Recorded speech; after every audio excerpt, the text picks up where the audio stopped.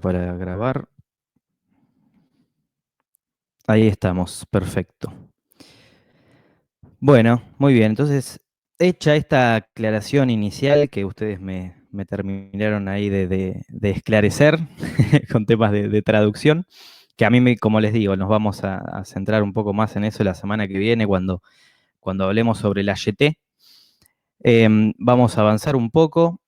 Ustedes, que a medida que yo voy avanzando, me pueden ir diciendo las impresiones que les fue generando esta peli, sobre todo tal vez a los que la vieron por primera vez, que no sé si es solo Rami o alguien más. Yo en mi caso la había visto hace mucho, después había visto algunas escenas fragmentadas para trabajos que había hecho en trabajos académicos en el marco de la facultad y me sirvió mucho retomarla pensando, digamos, en nuevas reflexiones que se pueden disparar a partir de esta película, no solo cinematográficas, ¿no? Porque yo lo que no quiero tampoco es volverme muy repetitivo con cosas que tal vez ya venimos abordando y conversando con las anteriores películas que venimos viendo, pero bueno, todas están vinculadas, ¿no? Hay un eje transversal, hay ciertos ejes temáticos que nuclean a todas estas grandes películas, no solo sus rasgos más lingüísticos realizativos, ¿sí? ¿Se acuerdan que en la primera clase, el primer encuentro, cuando veíamos los 400 golpes, yo hacía como esta primera introducción clasificatoria, por decirlo de algún modo, ¿no? Donde hablaba de pasos a seguir en el momento de abordar un análisis y decía que en primera instancia hay que poder establecer esa perspectiva narrativo-estructural, ¿no? Si la película me está contando una historia en términos narratológicos o en términos narrativos, en términos estructurales, luego poder identificar los componentes propiamente cinematográficos de esa película que hacen al estilo, ¿sí? Recuerden que cuando hablábamos de estilo, hablábamos de modos de hacer, ¿sí? De rasgos característicos, de una serie de rasgos característicos que hacen precisamente singular, distintivo, característico el trabajo de determinada figura autoral, de determinado director. Y se acuerdan también, estoy haciendo como un repaso así general de algunos términos y cuestiones que fuimos abordando. ¿Se acuerdan que también la semana pasada, cuando veíamos El carterista, lo que hacíamos era vincular esta noción, esta concepción de estilo, a la noción de poéticas, ¿sí? Que introducía el semiólogo Roman Jacobson y que nos parecía realmente interesante. Lo veíamos también desde el texto de Mabel Tazara, y que nos parecía interesante justamente para entender ese trasfondo que tiene en realidad la cuestión de, bueno, de contar una historia de determinada manera, con determinados procedimientos formales, ¿sí? Y acá ya podríamos relacionar esto último con la idea de la dualidad forma y contenido, ¿no? Que también la vimos con cierto detenimiento, sobre todo cuando conversábamos de Bande Apart de Godard, ¿no?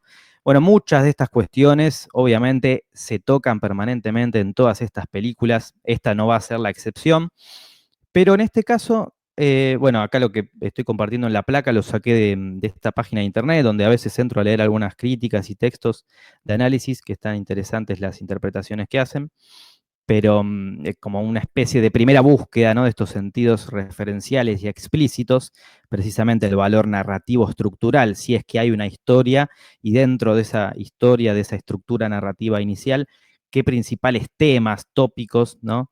Podemos identificar en una primera lectura de esa superficialidad narrativa, vamos a decir, ¿no? Una primera mirada narrativa de la película. Pero bueno, volviendo a esta cuestión terminológica, ¿no? Que empezaba a comentar recién, acá nos vamos a encontrar con otras palabras, con otros términos, ¿no? Que tal vez son más cotidianos en cierto sentido, porque se acuerdan que la semana pasada con el carterista, con Bresson, hablamos mucho de la ética y la moral, ¿no? También otra dualidad en términos de que parecen sinónimos, parecen palabras que significan lo mismo y justamente lo que intentábamos hacer nosotros la semana pasada era desentrañar un poco, ¿no? Y cuestionar, ¿no? Y deconstruir esa cuestión de la ética y la moral, ¿no? ¿Qué es lo moralmente correcto? ¿Qué es lo moralmente malo? ¿No? Que al fin y al cabo la moral son grandes construcciones y paradigmas e instituciones simbólicas que creamos nosotros mismos, ¿no? A lo largo de la historia, a lo largo de toda nuestra tradición cultural en determinado marco contextual cultural, ¿no? En determinado marco sociohistórico, pero bueno, son esos, son patrones, son cánones que nos generamos para determinar qué cosas está bien hacer y qué cosas está mal, ¿no? Límites, condicionamientos, imposiciones, ¿sí? Obstrucciones para nuestro accionar cotidiano. Esas son las grandes ideas de la moral. Y un poco veíamos la semana pasada qué dilema nos están planteando estas películas cuando aparece planteado desde una forma, desde un tratamiento formal, estético, lingüístico, realizativo, muy singular, muy particular, nos cuentan historias donde precisamente los personajes se corren, ¿no? De esa norma, se corren de esa norma moral, de esos paradigmas morales. Y que precisamente nos damos cuenta de que lo que hacen las películas es ofrecer una reflexión ética de esos códigos morales. Y ahí está la principal diferencia entre ética y moral, ¿sí? En que la ética ofrece una reflexión de esas grandes ideas morales.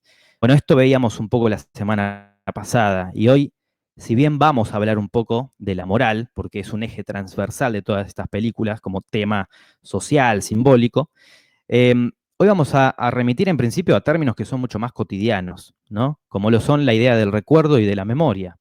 No podemos negar que esta película y les invito ya de paso a que me digan, ¿no? Que si tienen que hacer una primera lectura así de sentidos referenciales y explícitos, ¿no? En términos superficiales, de lo primero que les queda cuando terminan de ver la película, ¿qué principales temas toca para ustedes, ¿no? ¿De qué trata esta película? ¿Cómo definirían eso? Les invito a que pongan ahí en el chat, si les parece.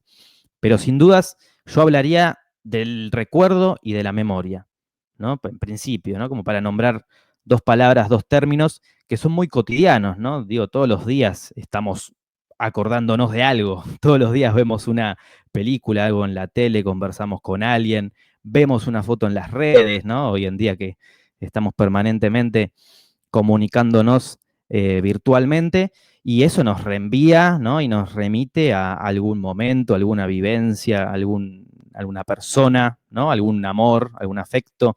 Digo, estamos todo el tiempo recordando, estamos todo el tiempo, y lo decimos, ¿no? En una comunicación, en una conversación, digo, en un marco cualquiera, decimos, me acuerdo de tal cosa, sí, me hiciste acordar tal otra, ¿no? Tengo mala memoria para ciertos momentos, pero me acuerdo de esto.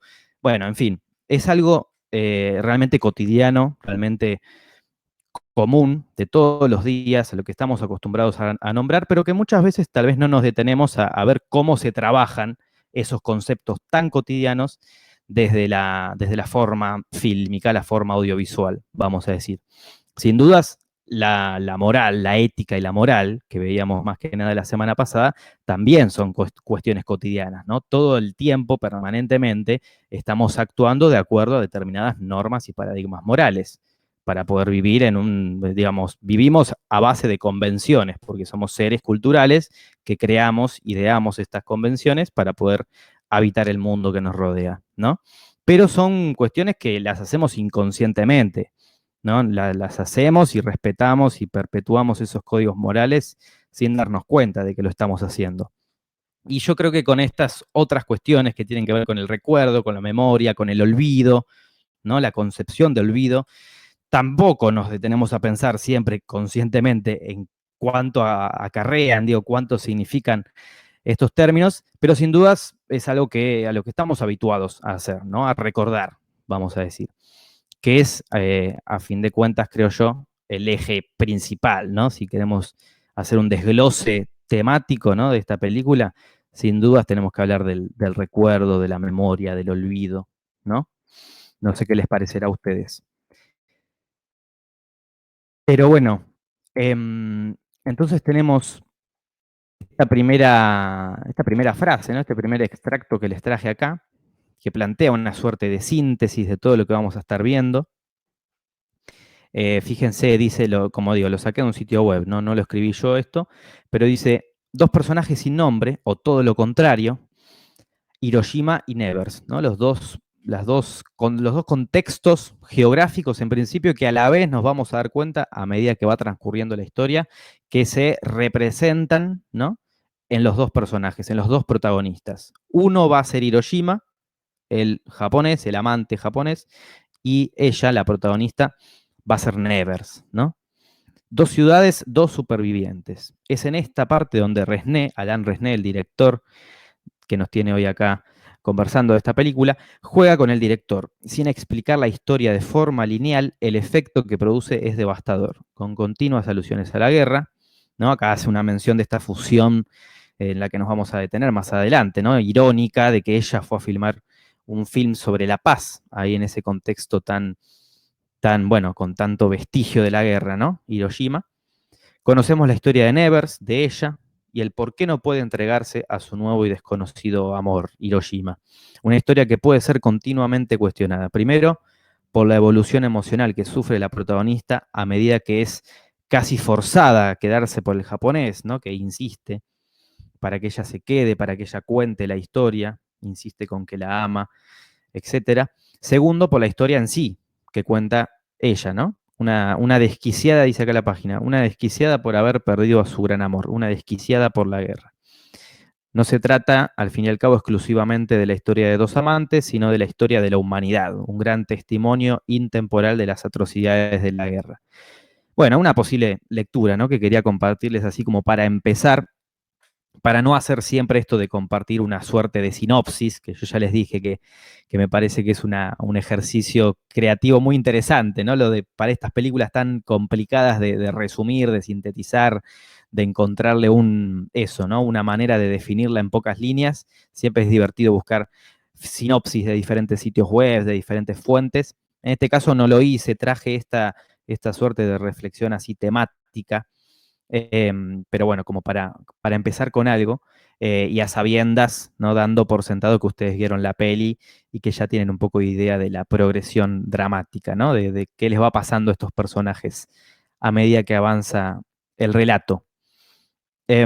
Esto podría ser lo referencial y lo explícito en ese sentido, ¿no? Son los principales temas que podemos identificar si luego de un primer visionado, ¿no? De una primera interpretación.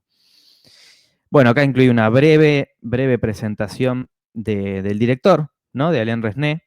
Ahí veía en el chat que Rami dice que está de acuerdo con la memoria como eje temático, ¿no? Como principal, como primordial eje tópico. No puse foto de Alain Resnais, puse foto de la peli, me gustó ese póster. Bueno, una breve presentación del cineasta, ya sabemos de quién estamos hablando. Lo que me faltó acá, que es un poco injusto, ahora la iba a nombrar de todas maneras, es que esta película está basada en la novela y también esa fue la responsable de hacer la adaptación, de transponer la novela a guión cinematográfico de Marguerite Duras, ¿sí? Marguerite Duras, otra también realizadora, literata, poeta francesa, que es, bueno, donde parte, digamos, la fuente original del relato de esta película. Como decía, es una novela originalmente.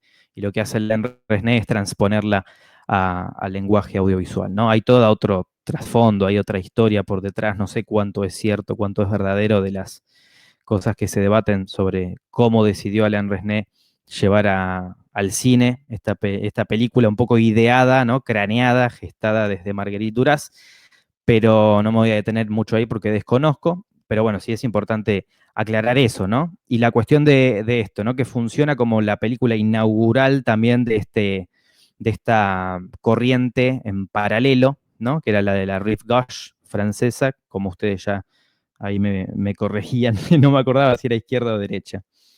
Pero bueno, que hacía referencia, ¿no? al margen izquierdo o al margen derecho de las orillas del río en Francia. En eso vamos a hablar, vamos a detenernos un poco más la semana que viene cuando veamos la YT de Chris Marker. Bueno, a ver, voy a avanzar una placa. Insisto que cualquier intervención que quieran hacer, que manden ahí al chat o que me interrumpan. Bueno, yo arranco planteando esto, ya de entrada haciendo una alusión, un reenvío a algunas de estas cuestiones, de estas concepciones que comentaba de las dualidades, ¿no? Que tanto hablamos siempre de dualidades, de polos, de extremos, que la idea es un poco tratar de desentrañarlos y encontrarles una unión, una confluencia, una convergencia a los extremos, ¿no? Siempre se plantean las películas desde los extremos, desde que hay un protagonista que se tiene que enfrentar a un antagonista, ¿no? Esa es como la fórmula de un relato clásico, paradigmático, hegemónico, infalible, y estas películas de pronto vienen a mostrar otra manera, ¿no? De plantear esos extremos. Y un poco medio jugando con esa idea, con esa contradicción siempre de los polos opuestos, yo planteo acá una división, medio forzada tal vez, pero para definir por un lado algunas funciones temáticas, ¿no? En términos dramáticos, exploratorios, temáticos y formales, por un lado externa y por otro lado interna, ¿no? ¿Y a qué me refiero con esto? Que por un lado tenemos el reenvío a ese contexto, y acá hago una pausa, cualquier cosa que a ustedes les surja a partir de esto que voy diciendo, me pueden ahí decir en el chat, si no les parece, ¿eh? Porque la verdad que ayer volví a ver la película, la vi como 2 o 3 veces esta semana y esto se me ocurrió ayer, así medio como una especie, medio forzada tal vez esta división, pero me pareció interesante pensarlo de esta manera. Por un lado, como decía, entonces, este reenvío al contexto, ¿no? Al contexto espacial en un sentido histórico, de lo que representaba, como dice la placa, habitar esa Hiroshima en tiempos de posguerra, ¿sí? En tiempos de donde se ven los vestigios, las consecuencias, ¿no? Visiblemente explícitas de esos terrores, que se van a ver traducidas en la película, bueno, en la efervescencia social, vemos en momento toda esa secuencia de las manifestaciones en las calles, en todo lo que se plantea en esa secuencia inicial, cuando suena, escuchamos la voz en off, over, de ella, y vemos el museo, vemos el hospital, vemos otros ámbitos característicos de la ciudad, ¿no?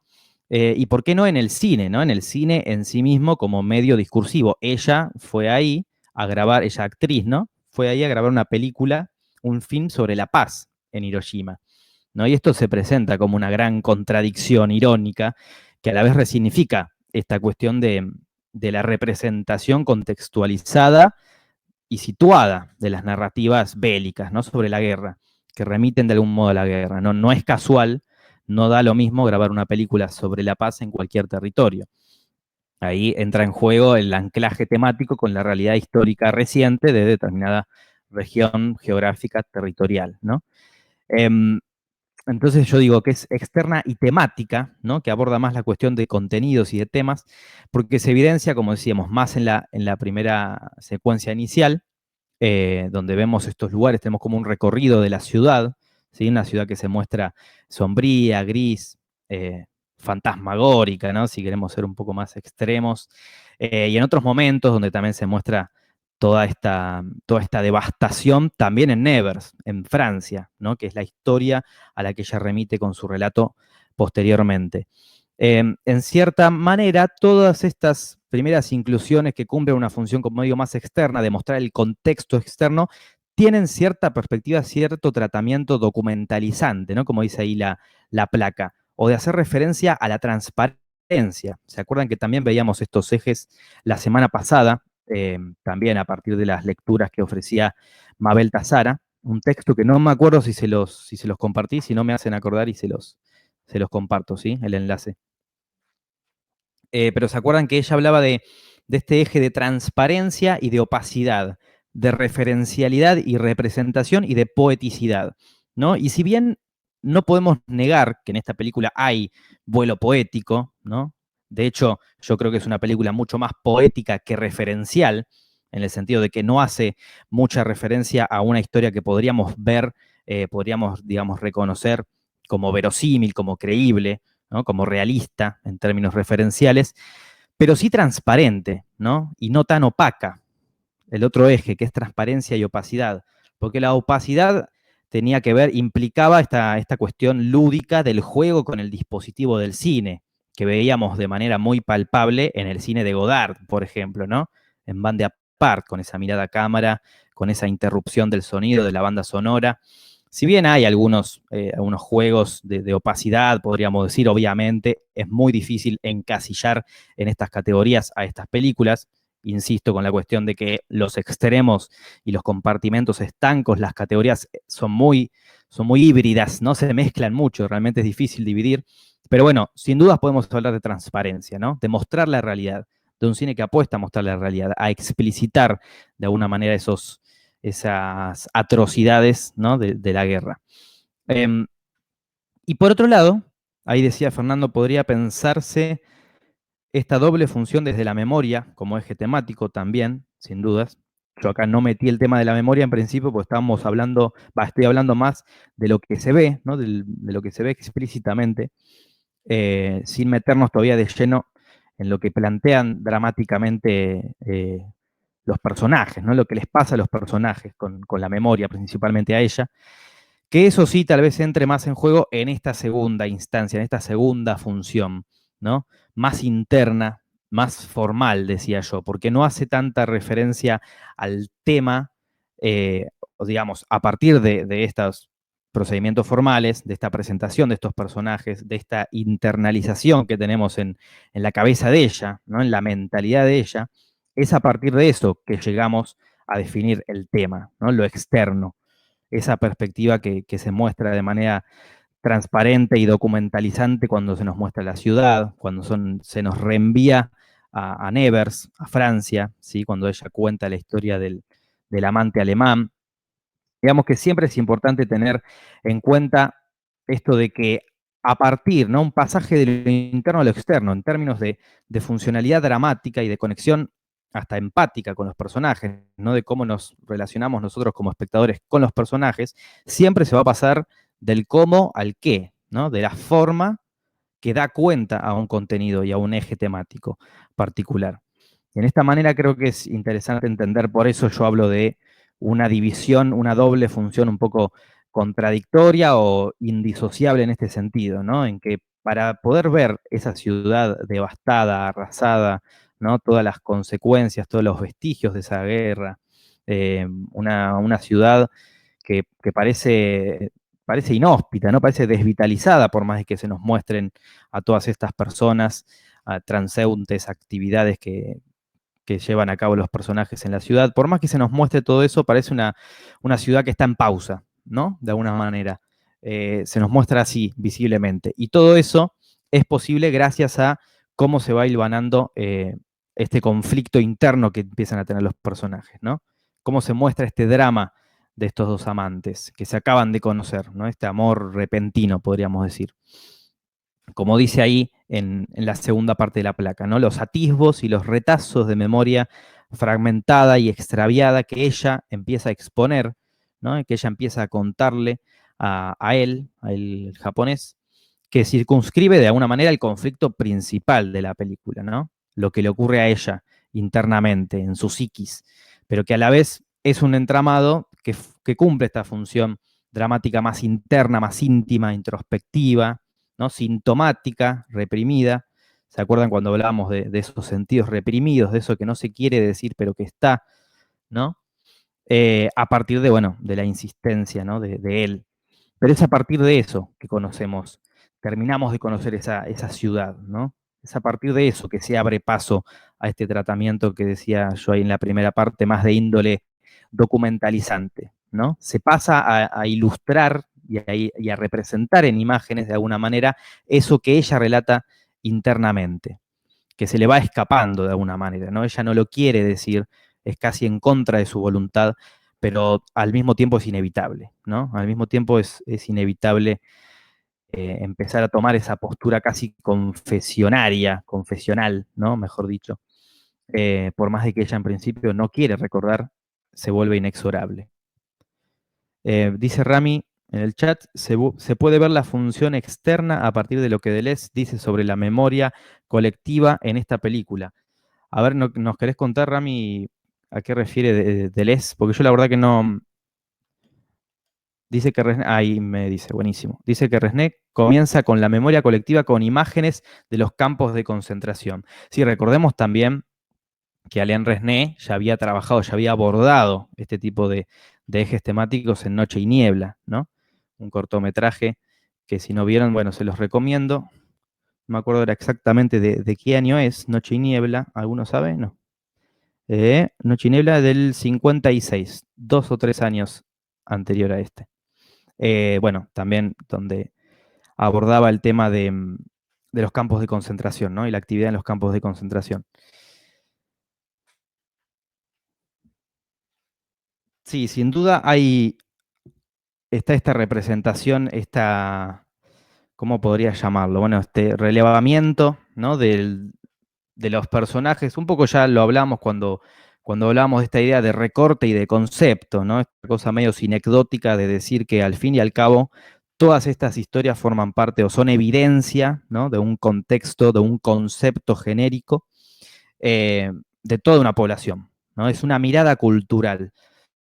Un poco esto, me acuerdo que hablamos en el encuentro del martes cuando analizábamos la obra de Kieslowski, del Decálogo, hablamos de que la mirada del individuo, al fin y al cabo, es la mirada del grupo cultural al que pertenece, así como la mirada del realizador, la realizadora, de la figura autoral que lleva una obra, ¿no? Que lleva a cabo una obra artística, siempre tiene que estar de alguna manera, se ve de alguna manera condicionada y es funcional al mismo tiempo a toda una mirada colectiva.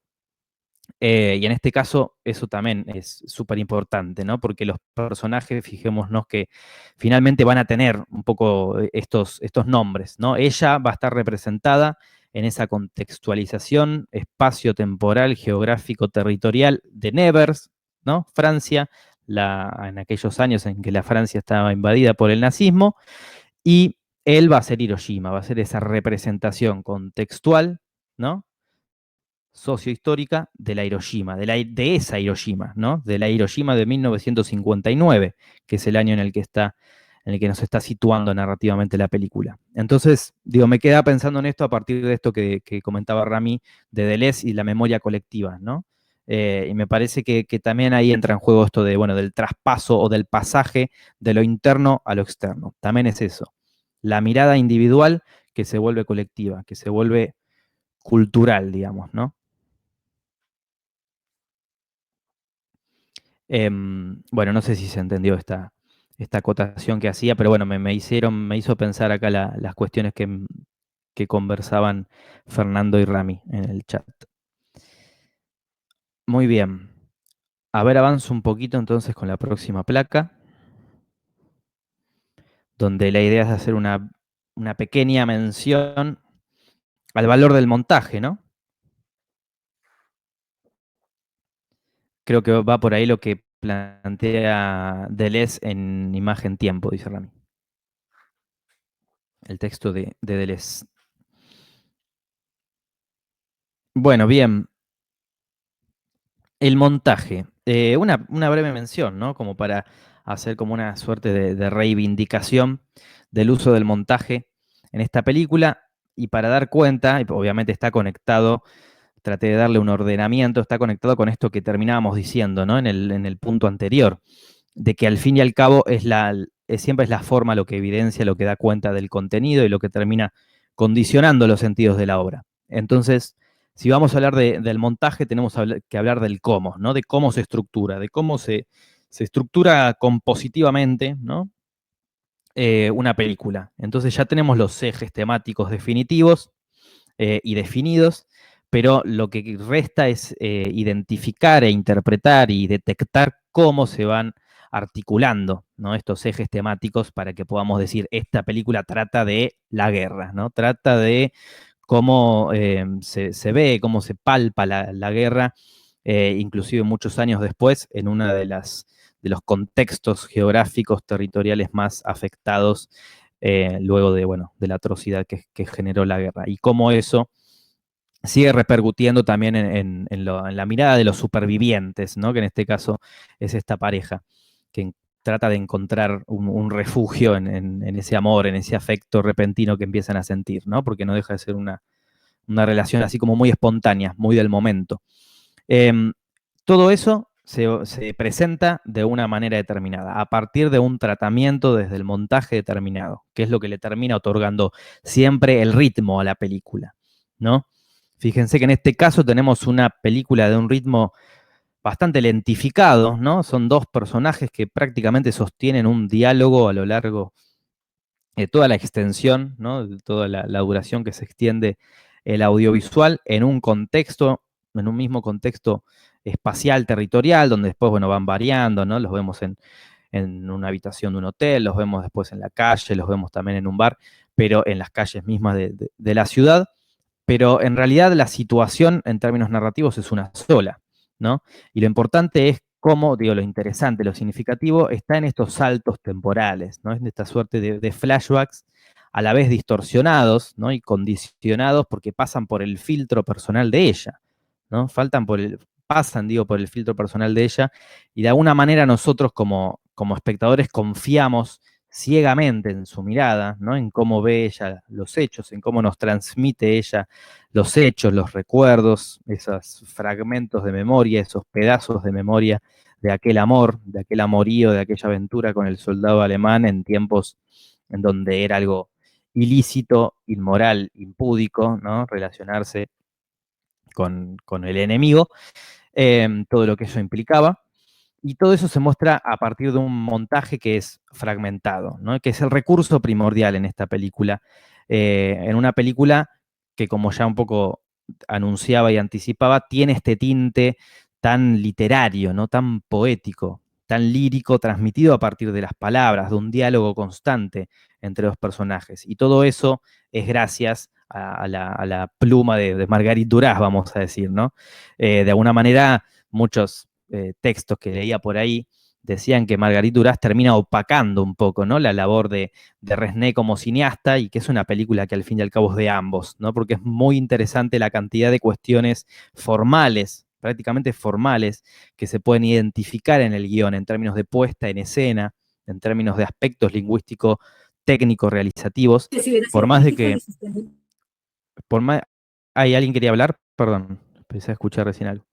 Eh, por más de que, digo, muchas veces estamos convencidos de que el guión literario no sirve más que para proyectar esa historia filmada, ¿no? Como una herramienta. No sé si alguien acá alguna vez ha leído algún guión o alguna transcripción que se hacen de guiones a partir del visionado de una película, ¿no? Pero está este prejuicio genérico de que, bueno, el guión es contar la historia y luego de todo lo demás se encarga el cine, cuando en verdad el guionista o la guionista ya de alguna manera tiene que poder anticiparse a la puesta en escena, tiene que poder ocupar, usurpar el lugar del director, ¿no? Del realizador, que luego va a llevar toda esa historia a la pantalla. Y eso es un poco lo que sucede acá en esta historia, que como decíamos, parte de Marguerite Duras, ¿no? Entonces, toda esa sinestesia, casi podríamos decir, en términos de mezcla de sentidos, esto creo que lo comentábamos también la semana pasada con Bresson, se lee, se detecta y se identifica en el guión de Duras, ¿no? Y es un guión que realmente se siente sensorialmente, valga la redundancia, ¿no? Al igual que en ciertos tramos de la película.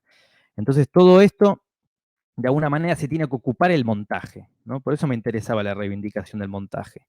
Donde ahí sí, tal vez ya podríamos hablar de virtudes más puras y exclusivas del propio Resnais, ¿no? Del tratamiento del montaje.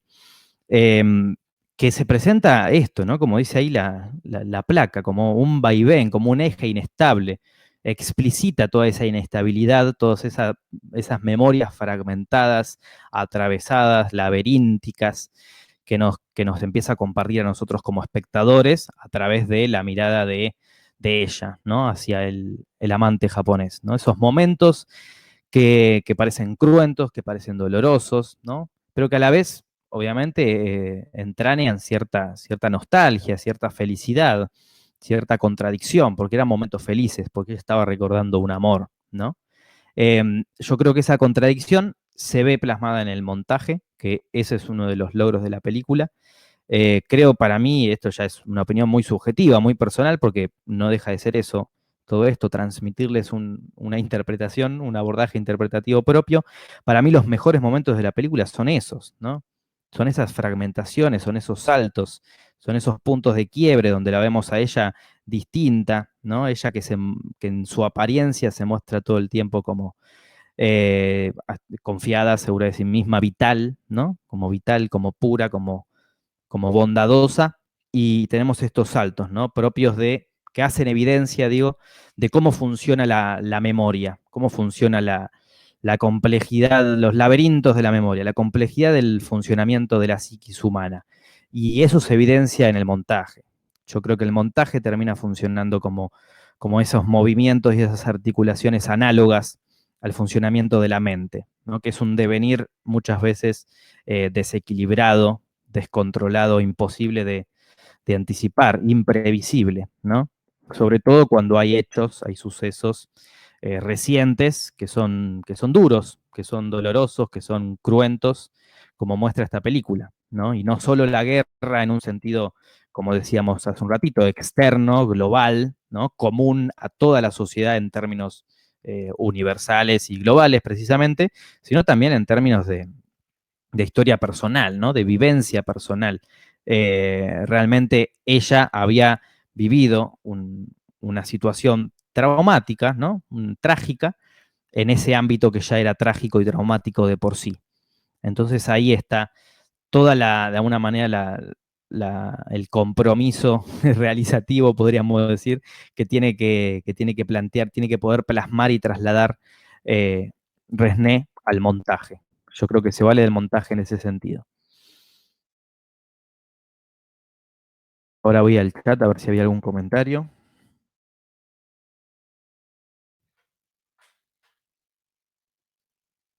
Claro, totalmente. Como dice acá Rami, ¿no? Muy interesante la observación entre los saltos de vivacidad, ¿no? Y melancolía o pérdida del control en el personaje. Esa contradicción pura. Y cómo es el tratamiento narrativo de la transición.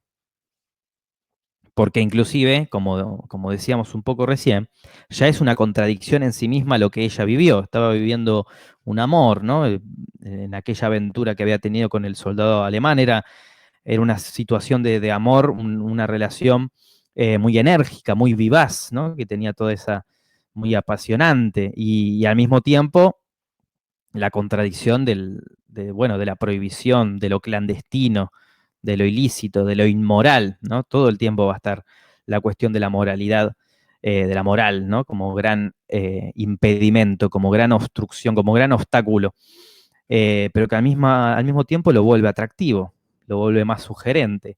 Y es esa mezcla de sentidos que ahora en un momento vamos a detenernos un poco en la concepción de lo sublime, ¿no? ¿Qué significa lo sublime? Que es también esa mezcla contradictoria entre el placer y el dolor. Yo creo que es un poco lo que termina sintiendo y lo que termina transmitiendo lo que le ocurría internamente a ella al recordar aquel amor, ¿no? Entonces, saltos, como dice Rami, de vivacidad a melancolía, ¿no? A pérdida de control, inestabilidad, pérdida del equilibrio, son un poco la definición del amor que ella había tenido, ¿no? La definición de la vivencia del amor que ella había tenido con aquel soldado alemán. Y que al conocer a este nuevo amante, esta nueva historia, es inevitable que no salgan a la luz, ¿no? Es inevitable que no vuelva a sentir todas esas emociones tan contradictorias, tan chocantes.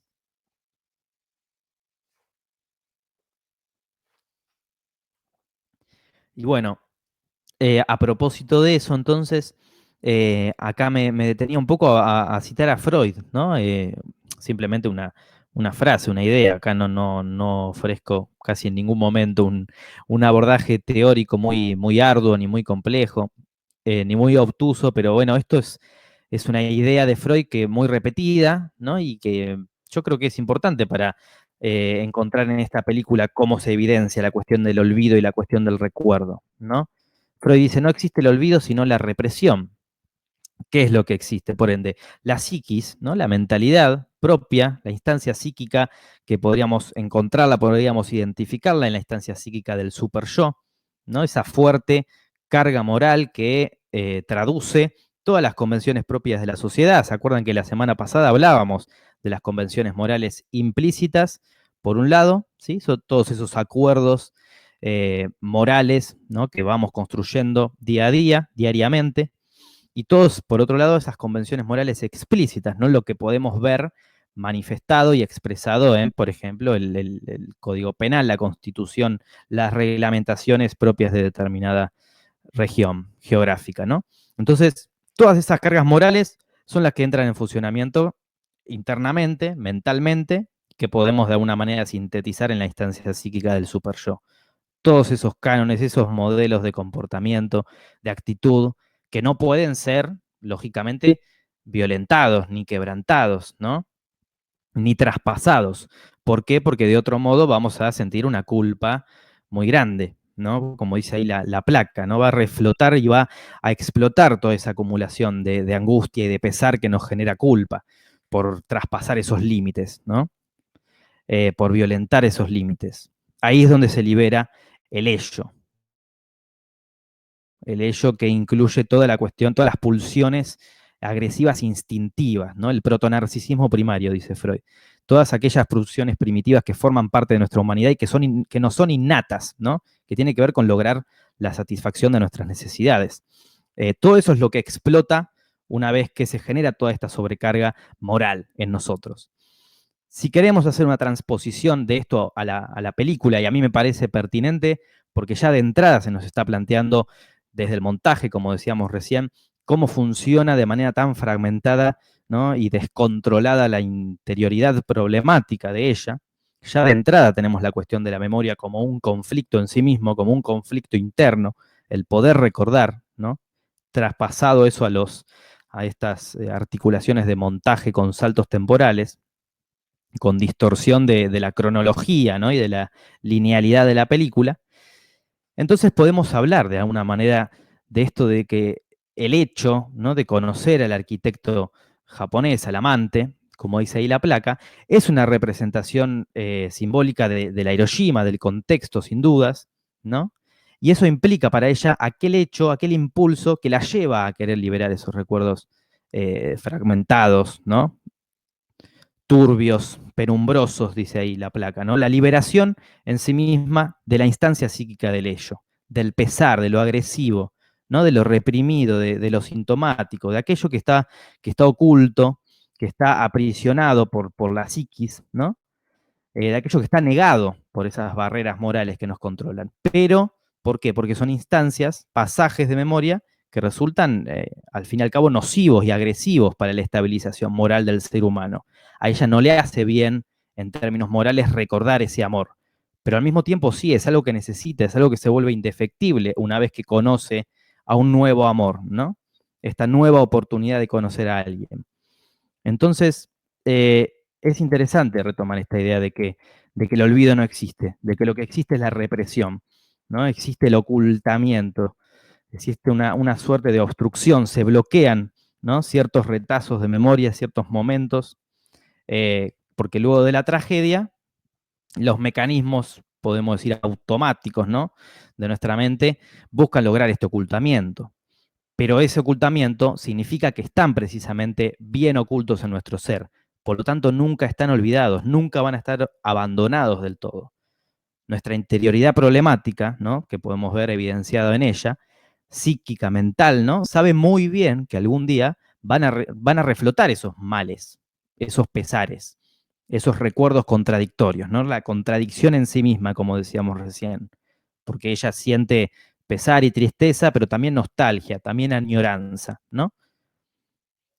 Todos esos pesares que generan tensión, dolor y placer al mismo tiempo, ¿no? La cuestión de lo sublime, por definición, ¿no? La mezcla de placer y dolor, la simultaneidad de emociones.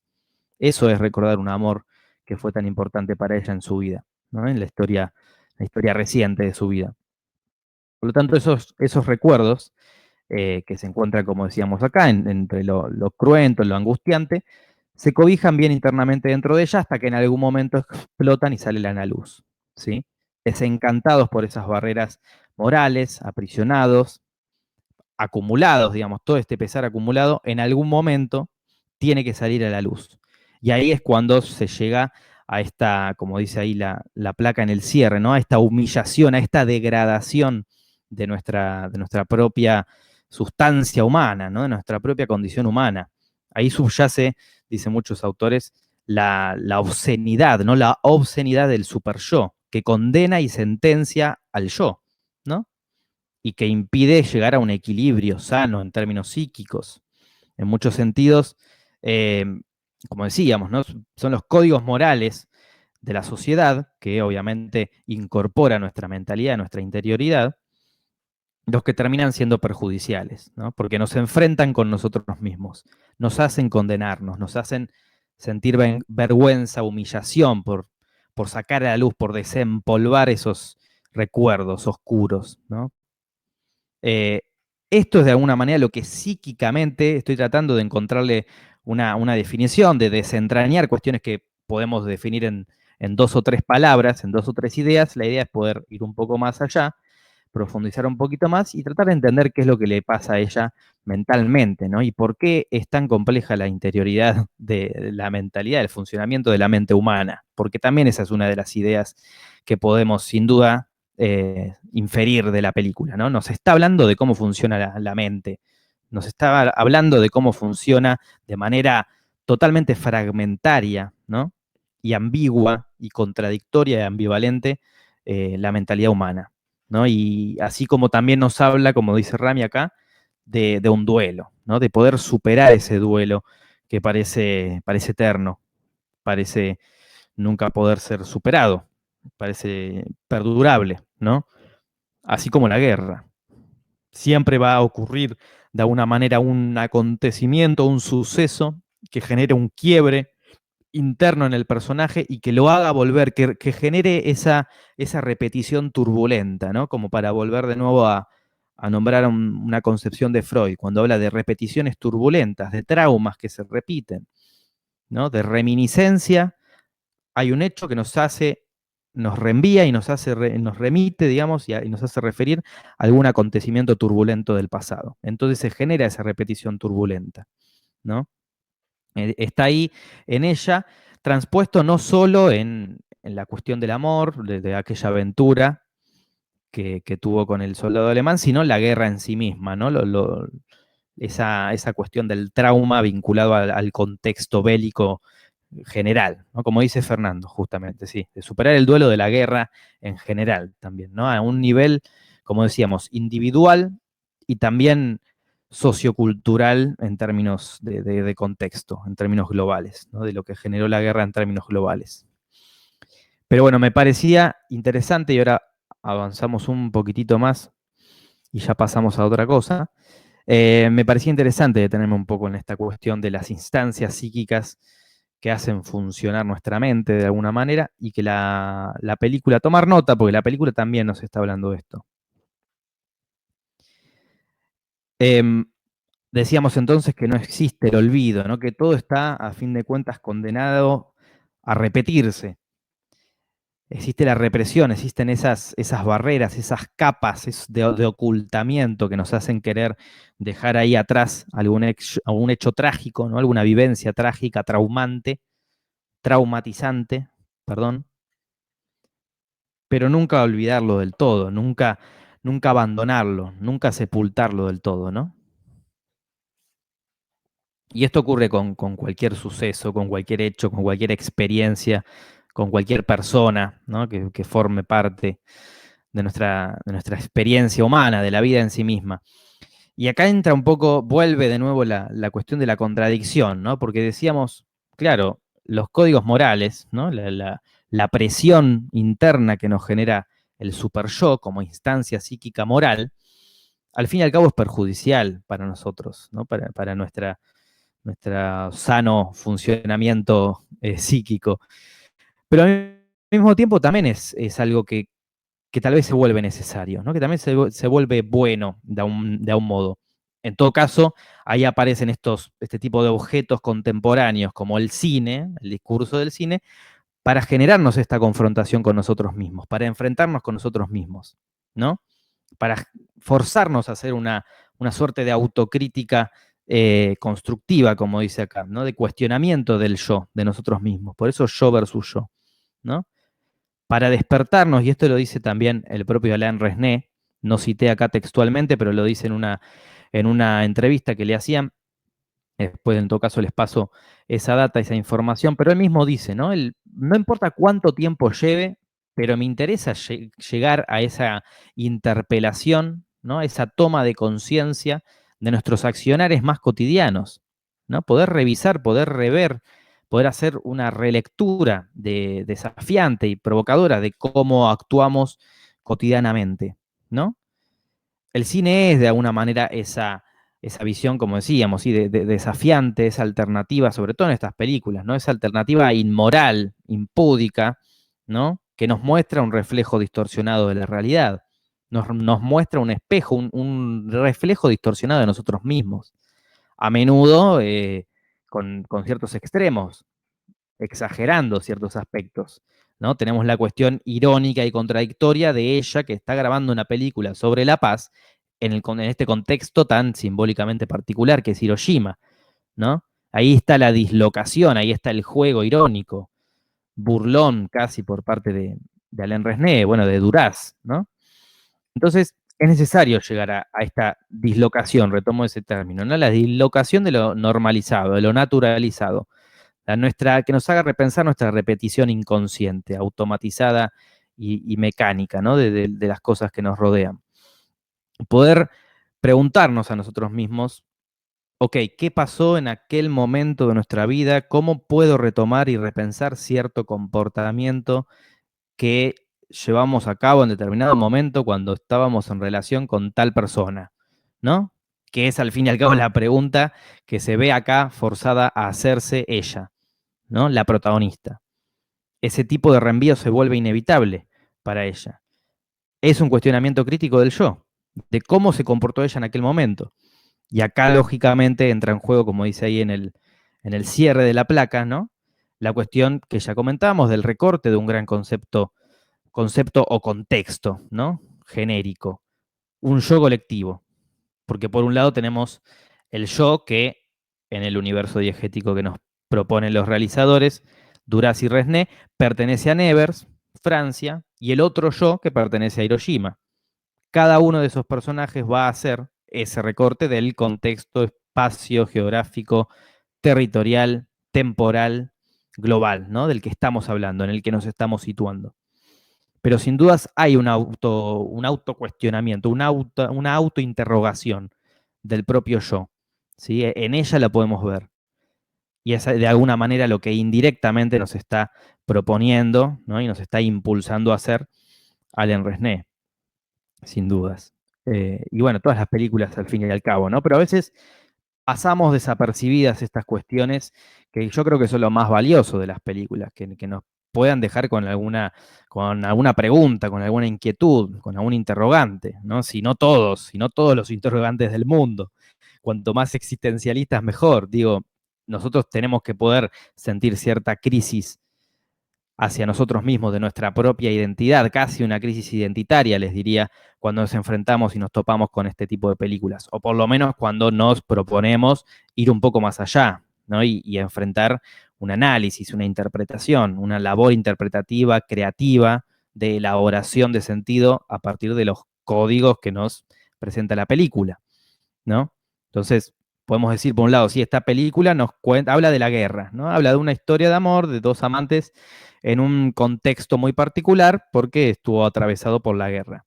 Sí, muy bien, pero también, si vamos un poco más allá, está la cuestión de cómo funciona internamente la mente humana, de cómo nosotros podemos recordar en un sueño, en un momento cotidiano, haciendo cualquier otro tipo de actividad mundana, ¿no? De todos los días, podemos de alguna manera ver algo en la tele, ver una película que nos reenvía a determinado momento, determinado suceso, determinada experiencia o vivencia, ¿no? Y a poder cuestionarnos a nosotros mismos cómo nos comportamos de alguna manera en aquella instancia, ¿no? O si se resignifica por nuestra situación, vamos a decir, actual, aquel momento propio del pasado, ¿no? Que creímos haber olvidado, pero que, como dice Freud, estaba reprimido, ¿sí? Estaba reprimido en nuestra interioridad, no estaba olvidado. La película también, creo yo, está hablando de eso, ¿no? Y por eso me parecía importante detenernos un poco en estos aspectos. Dice Fernando en el chat, para que el yo se conozca tiene que pasar por el duelo, la memoria, el pasado, malo o bueno, como parte de su propia identidad. Sí, estoy de acuerdo.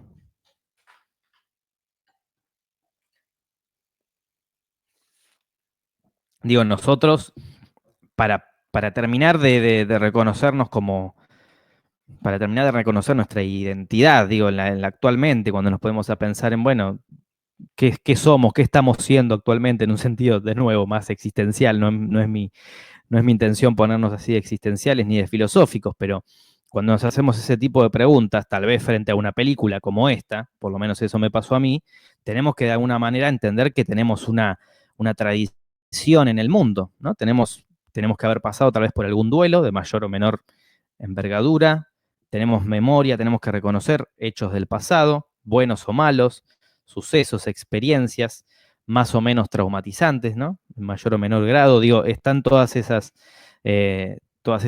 vivencias como parte del pasado que nos hacen también de ser seres culturales, digo, tenemos una tradición cultural, tenemos una tradición entrando en contacto con cosas del mundo, ¿no? Por decirlo de una manera así más abstracta. Bueno, muy bien. Espero que se haya entendido algo y que no consideren esto como una flasheada eh, filosófica súper forzada. A mí me parece que estas películas tienen ese trasfondo deliberado, ¿no? Digamos, estamos hablando de la guerra, ¿no? Implicó la, implica inclusive en el ámbito en el que está planteada la película, ¿no? Inclusive en el contexto en el que estrena el año 59, está latente esa amenaza, esa tensión latente que significa que puede llegar a explotar todo, ¿no? Que no asegura nada el hecho de estar llevando a cabo una obra artística, ¿no? Una película sobre la paz. Eso no es ningún tipo de acto seguro, utópico, de que no va a volver a explotar todo, ¿no? Está todo el tiempo ese riesgo latente de alguna manera también planteado en la película. Entonces, ¿cómo no hablar de la identidad, del yo, ¿no?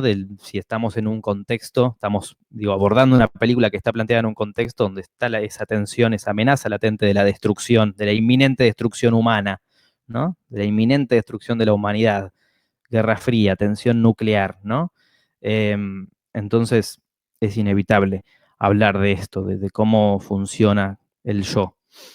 Eh, muy bien, para esta, bueno, ya entrando entonces en la segunda mitad del encuentro, me parecía interesante partir, ¿sí? De algunas frases, ahí puse extravíos, en el sentido de que tal vez son frases aisladas, sacadas de contexto, podríamos llegar a decir, pero que yo las fui poniendo como en orden, ¿sí? Van a ver ahora en las placas que que siguen a esta, todas en orden en un sentido no cronológico, lógicamente, porque la película tiene esos saltos temporales, ¿sí? No está planteada en términos secuenciales, cronológicos, pero sí las frases que fui citando yo acá se van presentando con la linealidad del tiempo del relato, ¿no? El tiempo del argumento, de cómo se nos presentan los hechos en esa diégesis, en ese mundo narrativo que nos presenta Alain Resnais y Marguerite Duras. Por más de que el tiempo de la historia sea otro, ¿sí?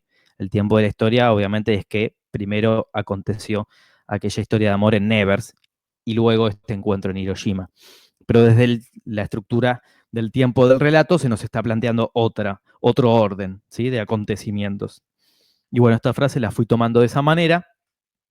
Estas que incluí acá, creo que son de la secuencia inicial, cuando los vemos a ellos abrazados, ¿sí? Vemos esta imagen muy poética, muy simbólica, muy alegórica, ¿no? De esos cuerpos texturados, podríamos decir, con esos brillos y ese resplandor, a la vez de que, bueno, se van entrelazando estas acciones con algunas imágenes y registros, como decíamos en un principio, más transparentes, ¿no? Que dan cuenta de una mostración y de una explicitación de ese contexto, el hospital, ¿no? El museo, eh, y al mismo tiempo la voz, ¿no? La voz, que podríamos decir que es una voz over, en el sentido de que no forma parte, no es una voz que esté anclada al contexto espacio-temporal de las imágenes, pero cuando aparecen los cuerpos de ellos se da a entender que es una voz off, digamos, que está ocurriendo en ese momento, que mientras están teniendo ese encuentro, bueno, de amor, ¿no? De pasión ahí, de dos amantes que se encuentran en una noche,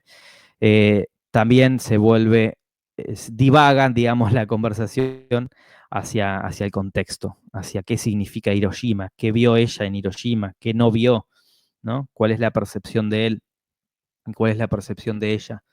Una voz que parece formar parte de ese tiempo y espacio, por más de que parezca que no, por momentos. Entonces, bueno, ya empieza a decir estas cuestiones, ¿no? A mí un primer aspecto, acá les invito a que me comenten en el chat que les suscitan estas frases, tal vez, que, insisto, tal vez las fui eligiendo y seleccionando de manera un tanto arbitraria, pero bueno, porque me hicieron pensar.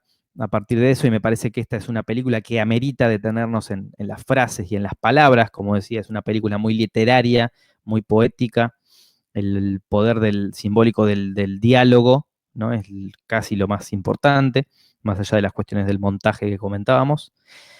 Eh, y entonces está esta cuestión en principio casi contradictoria, de nuevo, de presenciar todo ese montaje que los muestra unidos, tan unidos a ellos, sus cuerpos, ¿no? Como entrelazados, indisociables, fundidos, pero al mismo tiempo confrontándose en sus palabras, ¿no? En lo que dice, ¿no? Porque ella empieza a decir que yo vi tal cosa, yo conozco Hiroshima a fondo en tal y cual aspecto, yo sé todo este padecimiento que tienen, como dice acá, ¿no? Una de las frases, las mujeres, ¿no? Ese riesgo de tener hijos deformados, la comida da miedo, la lluvia también, todas estas referencias que hace ella de aquel lugar y él que la contradice, ¿no? El que le dice, vos no conoces nada de Hiroshima, no has visto nada, esto no es nada de alguna manera, ¿no?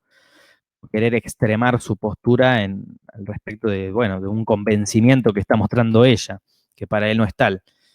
Ahí hay una primera contradicción que ya está planteada en todo caso, esa ambigüedad que después va a acompañar y a sostener toda la película, ¿no? El hecho de que están juntos, parece que se están amando, parece que eso es tan puro y tan verdadero, pero al mismo tiempo hay una contradicción desde sus palabras, ¿no?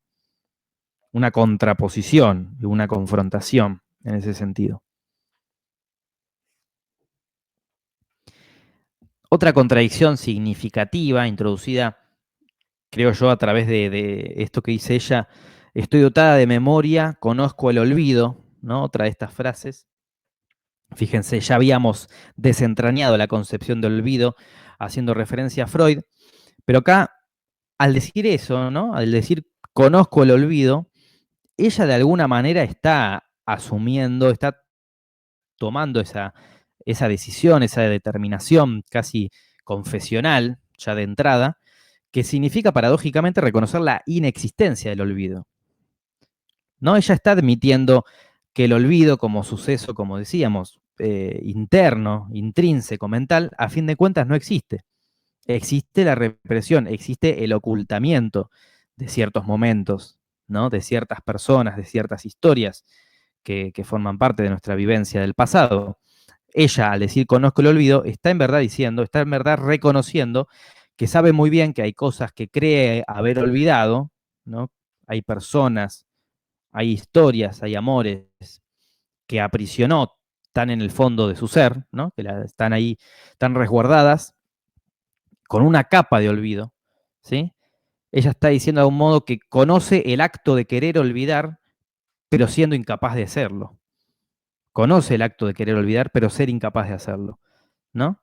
Y eso de alguna manera es lo que va, fíjense que lo dice en el principio, ¿no? Esta es una de las frases que está en el principio de la película, y a partir de eso va a avanzar todo el diálogo que van teniendo, ¿no? En función de, bueno, qué es lo que ella recuerda, si confiamos o no en que lo que está contando es real, ¿no? En que si conocer a este nuevo amante en Hiroshima, que es Hiroshima de algún modo, la está haciendo de alguna manera recordar aquellos hechos del pasado y si se nos están mostrando y si los está narrando desde el cómo, de nuevo, desde la forma, desde cómo lo narra y desde cómo se nos muestra, si es realmente algo, bueno, desde verosímil, creíble, real, ¿no? Verdadero. Eso en todo caso queda en tensión, queda en duda. Tal vez no importe tanto al fin y al cabo, pero lo que sí importa es que ella, al decir que conoce el olvido, está diciendo que conoce esta intención ferviente, ¿no? Y enérgica de querer olvidar, pero darse cuenta de que al fin y al cabo es imposible, ¿no? Esto también, obviamente, sirve para resignificar esa cuestión que hablábamos al remitir a Freud, ¿no? No existe el olvido sino la represión, sino momentos que se cubren de esa capa de olvido nos hacen creer que estamos liberados, que nos libramos de aquellos momentos trágicos, ¿no?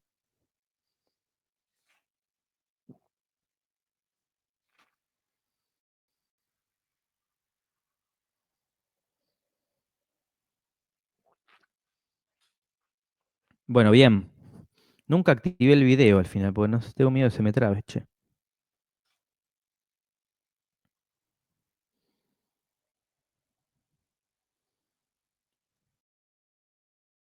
Bueno, voy a activarlo un gag. Me llega a trabar, lo desactivo. Me van a ver medio trabado seguramente. Bueno, avanzamos un poco. Acá hay una nueva principio. Bueno, creo que las tres le está, sí, se está refiriendo, es ella la que habla, la que toma la palabra, ¿no?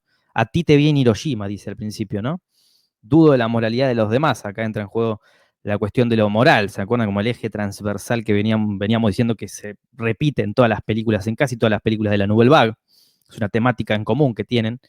Y a mí particularmente me había llamado la atención esto de a ti te vi en Hiroshima, hablando ya metiéndonos un poco en la reflexión de la moral, de los códigos morales que ya veníamos definiendo, como una suerte de evidenciación de la imperfección de ellos, de ambos, como seres humanos, ¿no? De ser imperfectos, de ser inmorales, ¿no? Precisamente. Eh, y suena complejo porque en realidad es una actitud casi agresiva de ella hacia él, ¿no? Le está diciendo, a vos te vi en Hiroshima, vi todas estas cosas terribles, ¿no? Que hablan precisamente bueno, de la devastación que dejó la guerra, ¿sí? De todas los hechos trágicos recientes, los vestigios atroces de la guerra, y de alguna manera está diciendo, vos, como habitante de esta tierra, también sos eso, ¿no? También sos inmoral, también sos algo trágico, sos una consecuencia trágica. Somos nosotros dos supervivientes, al ser supervivientes, sobrevivientes, ¿no? Al haber resistido y atravesado esas inmoralidades, esas acciones inhumanas, esas atrocidades, eso nos hace imperfectos, ¿no? Eso nos hace inmorales. De otro modo, estarían en otro lugar, digo, en otro contexto, se habrían conocido en un lugar donde reine el éxito, la multiplicidad de oportunidades, cierto paraíso ideológico, moral, que seguramente no existe. Pero bueno, ella de alguna manera está dejando entrever esta lectura, ¿no? Esta percepción, cuando le dice, a vos te vi en Hiroshima, cuando lo incluye a él de alguna manera en esa lista de cosas cruentas, ¿no? Está hablando de esa imperfección moral de él y al mismo tiempo de ella misma, como decíamos, ¿no? De manera casi confesional, de ella misma que está yendo ahí a esa tierra perecedera, ¿no? Que parece inhóspita, gris, sombría, está yendo a representar, actuar como actriz, una dramatización, una ficcionalización de una idea de paz, ¿no? En ese territorio, como decíamos, lo contradictorio, lo irónico. Pero bueno, ahí precisamente recae, creo yo, la complejidad de lo moral, que es lo que veníamos hablando en este tipo de frases que parecen confesionales por parte de ella, ¿no? Al incluirse en esa Hiroshima. Eh, el tema de la moral, bueno, que aparece después en la segunda frase, ¿no? Dudo de la moralidad de los demás, ¿no? Cómo no dudar de la moralidad de los demás si ella está acostándose, al mismo tiempo que hablan de la ruinosidad humana tras la guerra y de las consecuencias cruentas de la guerra, ella está acostándose con un completo extraño en una tierra devastada y sin futuro, donde fue a hacer una película sobre la paz. ¿Cómo no se va a desconfiar profundamente de esa supuesta idea progresista y perfecta de la moral, ¿no? En ese contexto determinado, por más de que ya haya pasado la guerra, ¿no? Ahí está la cuestión de la moral planteada en la película. Y también fíjense que está planteada de entrada, creo que esto lo hizo en una escena posterior, ¿no? Cuando están ahí en la cama, ya de alguna manera se resolvió el enigma de quiénes eran ellos, ya los vimos, ya vimos sus rostros, vimos sus caras, nos dimos cuenta de que son amantes, de que ella es actriz, de que él es japonés, arquitecto. Ya se nos presentó un poco su relación, sus personajes, se nos situó en aquel tiempo y espacio, pero siguen estas frases, estas reflexiones que parecen abstractas, parecen poéticas, ¿no? E inverosímiles todo el tiempo. Digo, es una situación de una cotidianeidad, ¿no? Absoluta, ¿no? De una simpleza absoluta, dos amantes en la cama, luego de tener relaciones y una convivencia, ¿no? Muy del momento, y se ponen a divagar con estas reflexiones tan exageradas, tan profundas. Y la cuestión de la moral, ¿no? La cuestión de la moral todo el tiempo presente, como decíamos. Fíjense que ella también dice esto, ¿no? Me gustan los hombres, tengo una moralidad dudosa. como si una mujer de mediados de siglo XX no pudiera aceptar de manera socialmente abierta, ¿no? O libre, todo esto que, sin tapujos, digo, su deseo ferviente hacia un hombre, de alguna manera. Hay cierta cuestión también del machismo implícito que también se puede leer, ¿por qué no? Se puede detectar, se puede identificar en este tipo de diálogos, en este tipo de frases. No hice la aclaración, pero sin dudas acá ya nos estamos adentrando, digo, al proponer estas relecturas a partir de las frases, como decía, a mí me parece totalmente pertinente porque es una película muy, muy del diálogo, ¿no? Muy de las reflexiones, muy de lo que disparan las reflexiones y lo que van narrando los personajes, como ocurre con ella cuando empieza a narrar todas sus experiencias de aquel amor con el soldado alemán. Me parece, por eso me parecía interesante, no sé si es lo mejor, pero partir de frases que fui compartiendo acá en estas placas. Y sin dudas, digo, estamos hablando de lo que llamaríamos en términos de Bordwell, se acuerdan que veíamos en las primeras clases, sentidos implícitos y sentidos sintomáticos. ¿Sí? Todas estas lecturas que plantea la figura autoral, en este caso Alain Resnais, también Marguerite Duras, sin dudas, como guionista, que plantean en la película, pero que requieren lógicamente, de un proceso de elaboración de sentido personal, subjetivo, propio, ¿no? De nosotros como espectadores críticos, ¿sí? No son los temas que podemos identificar en la superficialidad de la película, como veíamos en un principio con ese extracto, con esa cita que les traje de un sitio web, ¿no? Acá ya estamos yendo un poco más allá, por eso nos estamos deteniendo en las frases. Sentidos implícitos y sintomáticos, ¿sí? En términos de David Bordwell, cuando habla del análisis de los elementos que configuran un film. Muy bien, bien, más frases. Avanzando un poco más en la película, ¿no? Que a mí me parecían interesantes para detenernos. Me voy a tomar un mate.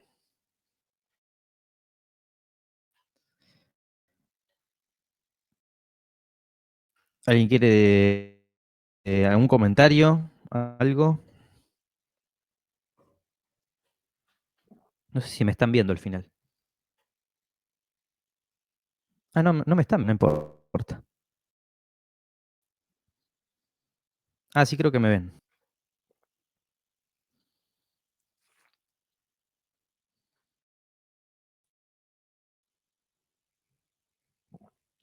Está activa la cámara, dice Rami. Genial. Antes sí, ahora sí, antes no. Bueno, vamos a seguir Es como la inteligencia. La maldad era mi locura, dice ella, ¿no? Ya acá haciendo cierta referencia a cómo era su vida antes, ¿no? De dónde viene, dónde proviene ella, qué historia tuvo en Nevers, ¿no? Y ahí va a entrar en juego su amorío con el soldado alemán.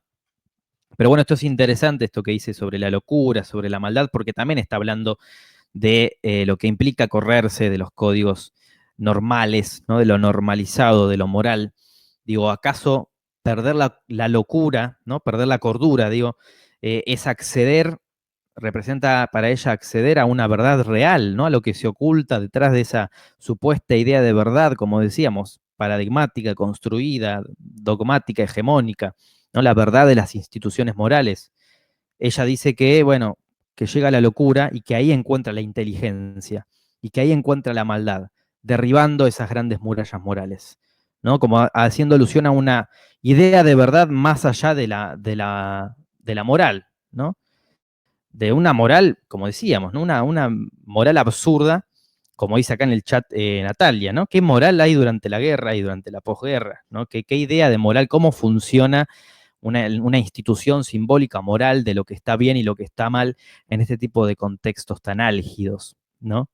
Pero bueno, sin dudas los hay. Y ella lo que está haciendo al decir este tipo de cosas, de cuestiones, de reflexiones, está haciendo referencia a, y esto funciona a modo de indicio de lo que va a revelar a continuación, de cómo se le ocurrió a ella, cómo se le pasó por la cabeza enamorarse perdidamente de un soldado alemán, digo, en la castigada Nevers de entonces, sabiendo las consecuencias inexorablemente trágicas que eso iba a acarrear, ¿no? Que ahí estaba su locura, al fin y al cabo, en ese tipo de hechos, en ese tipo de decisiones que tomó, que eran inmorales, sin dudas, en términos de los códigos morales. La locura se me pasó justo después de la guerra, dice, ¿no? Una vez que su amorío se vio condenado a morir por lo ilícito de ese amorío, ¿no? Después dice, los amores de encuentro siempre dan ganas de amar, ¿no? Esos amores precisamente fugaces, ¿no? Espontáneos, apasionados, como el que aparentemente están compartiendo ellos, el japonés y ella en ese momento. Y creo que acá entra en juego esa idea de qué pasa cuando el amor, ¿no? Se vuelve como, esa idea de amor se vuelve poderosa, se vuelve casi absoluta, casi eterna, casi perdurable, por más de que en ese tipo de contexto se sepa que es algo inevitable, que es algo imposible, digo, a priori, ¿no? Que ese amor realmente sea tan verdadero, infactible, digo, no es más que eso, un encuentro de una sola noche, un flechazo fugaz, eh, y encima en ese tipo de contextos de guerra, digo, ya yéndonos a lo que le pasó a ella al atravesar su historia de amor con el soldado alemán, ¿no? Y encima inmoral, ¿no? Porque lo que le ocurre a ella, puntualmente también en la historia, en el contexto del tiempo presente que se nos presenta en Hiroshima, él dice muy bien que está feliz con su esposa, ¿no? No queda claro de entrada que se trata de un amor de una noche, de un encuentro de una noche, fugaz, espontáneo, que luego llega a otros niveles más extremos, pero de por sí tiene esta carga, esta sobrecarga inmoral, podríamos decirlo, ¿no? Está sentenciado y reprobado por el sojuzgamiento moral externo, ¿no? Por la mirada estigmatizante ajena, el hecho de una relación que sostienen dos amantes, ¿no? Eh, Él inmediatamente después va a decir, soy un hombre feliz, ¿no? Soy un hombre que es feliz con su mujer, ¿no? Y acá esto lo vamos a ver un poco con mayor detenimiento cuando analicemos la felicidad de Agnès Varda, pero fíjense cómo entra en juego la perfecta hipocresía idealizada, ingenua, ¿no? Del machismo implícito, inclusive desde la perspectiva de él, un machismo poco cuestionado hasta ese entonces también, estamos hablando de una película que estrena en los años 50, en el que se vivía en aquellos tiempos, digo, más allá del contexto de la guerra. Él amaba a ambas, en un momento se permite decir, declararle a ella que la ama, ¿no? Tanto como a su mujer. Entonces ahí hay una contradicción también, de, bueno, al fin y al cabo no importar qué le pasa al otro. Eh, pero bueno, como decía, esto lo vamos a ver con mayor detenimiento en La felicidad de Agnès Varda. Ya, si la han visto, ya sabrán un poco a qué me refiero. Em, Rami dice en el chat, hay un desplazamiento entre lo individual y lo social, en la memoria personal y la memoria colectiva, entre la locura psíquica y la locura de la guerra, etcétera. Totalmente, sí, sí. También en términos de lo moral, digo, vuelvo con esta cuestión de lo que es moral, ¿no? Para ella, en qué se sienten cómodos o incómodos ellas en términos de qué es lo que están traspasando en términos de límites morales, en términos de lo que significa eso en contexto, ¿no? En términos contextuales, en términos colectivos. Eh, bueno, por eso habla de la locura, ¿no? Desplazamiento, condensación, la mujer es Nevers y el hombre es Hiroshima, claro, como decíamos, ¿no?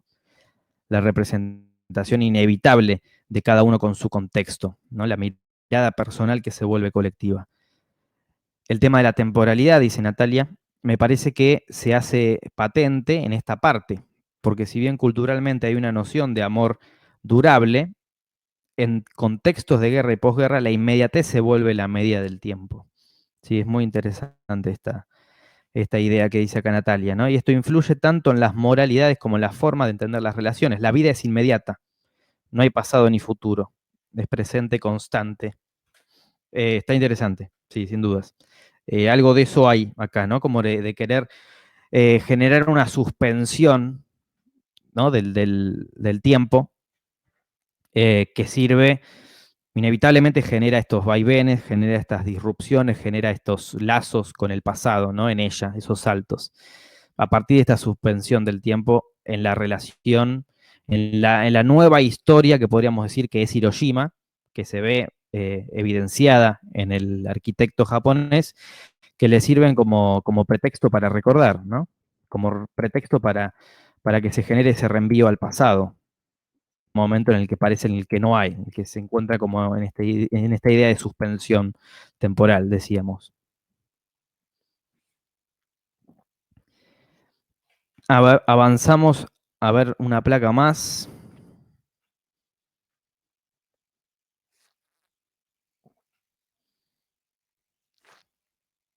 donde incluí algunas otras frases.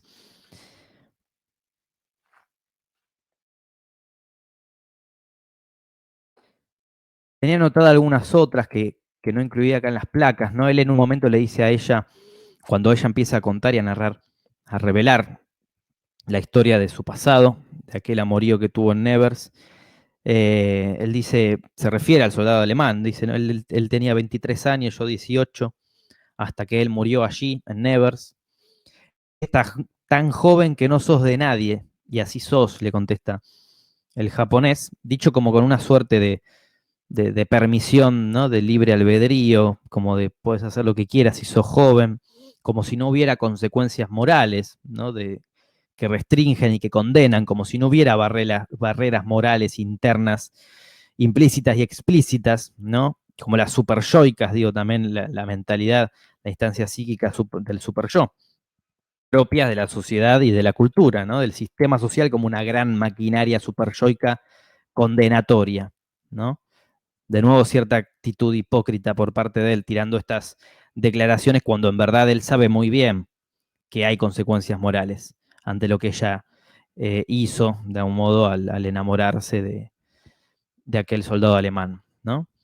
En Nevers los sótanos son fríos, y él le pregunta, ¿habrían sido calientes si nos hubiésemos amado entonces? Y yo estoy muerto en el sótano. Bueno, es interesante acá, ¿no? En este momento de la película ya, cómo se distorsiona la memoria. Acá lo vemos con mayor nivel de detalle y de precisión, ¿no? Él, el japonés, pasa a formar parte de algún modo de aquel recuerdo, ¿no? Como si ocupara el lugar del soldado posteriormente masacrado. Y en ella empieza a tener lugar esta especie de confusión de alteridades, ¿no? De alteridades temporales, de ida y vuelta, de vaivén, como decíamos, de devenir constante, ¿no? Que le genera como esta suerte de paradoja en sus memorias y que la obligan a ir y venir, ¿no? A ligar el fuerte vínculo afectivo que compartió de manera clandestina, ilícita, inmoral en Nevers, con el que está teniendo en tiempo presente, en el tiempo presente que nos plantea la película, en Hiroshima, con el japonés.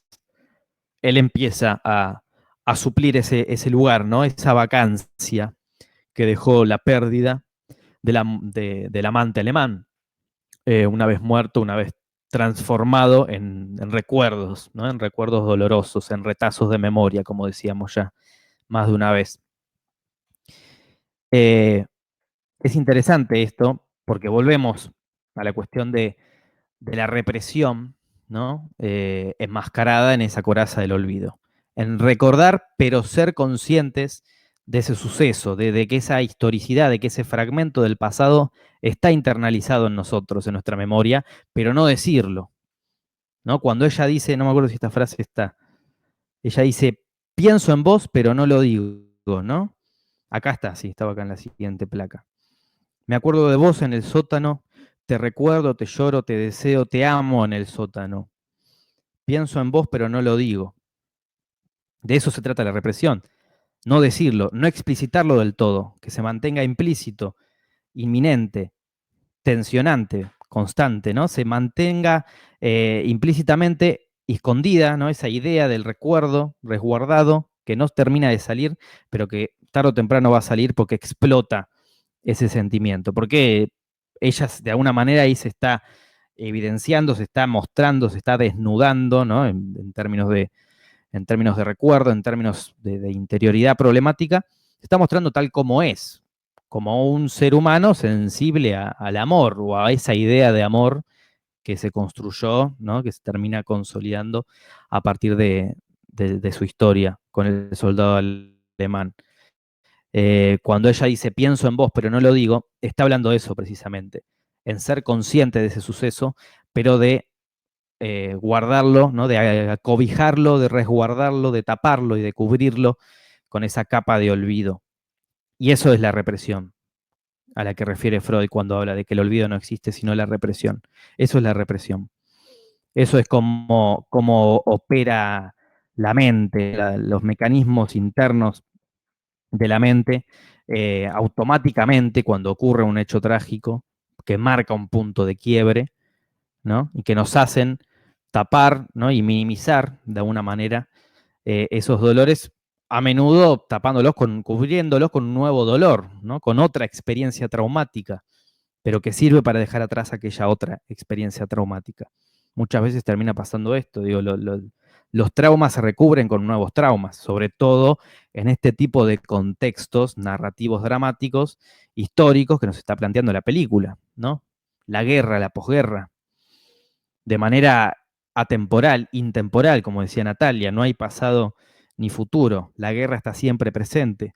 Este tipo de películas, por más de que puedan ofrecer algún tipo de lectura esperanzadora, sobre todo en el final, tal vez, con ese reconocimiento del amor, o como lo quieran ustedes interpretarlo, digo, si hay algo que está haciendo, lamentablemente, es recordándonos todo el tiempo de que la guerra es algo que está inminente. Digo, la guerra en un sentido no solo en términos de destrucción humana, sino en términos también de destrucción ideológica. La guerra en un sentido simbólico, ¿no? No solo en términos políticos.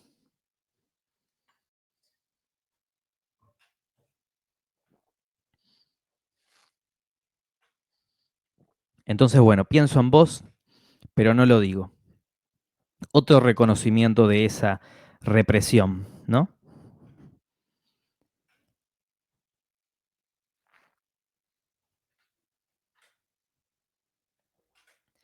La noche que lo mataron, Nevers fue liberada. Bueno, antes había dicho, no lo había notado esto acá, un duelo interminable, ¿no? La idea del evidenciamiento de que hay un duelo. Está la intención de recuperar ahí, de superar un duelo que se vuelve interminable, que se vuelve perdurable, ¿no? Condenado a siempre repetirse cada vez que se vuelve a envolver en algún tipo de relación de este tipo, ¿no? Parece que ella está condenada a repetir ese momento, siempre que cambie, que siempre que el contexto sirva como excusa, como pretexto para recordar a esa Nevers, ¿no? A ese Nevers, a lo que ella vivió allí, la idea del duelo. No lo puse en la placa, pero eso lo hice en un momento. Luego se lamenta, ¿no? Es terrible, te empiezo a olvidar, dice en un momento. La noche que lo mataron, Nevers fue liberada, ¿no? Fíjense acá, entra en juego de nuevo la cuestión antes que mencionamos, ¿no? De recorte y de concepto, de contexto, de recorte, de mirada individual, lo decía ahí, lo recordaba creo Rami, ¿no? De una mirada colectiva, de una memoria, una idea de memoria colectiva. Acá se vuelve a evidenciar con un mayor nivel de expresión, porque ella es Nevers. Esto se va a explicitar en la escena final de la película, pero por eso refiere a la declaración consciente de que Nevers fue liberada, ¿no? O inconsciente, pero indirectamente presente.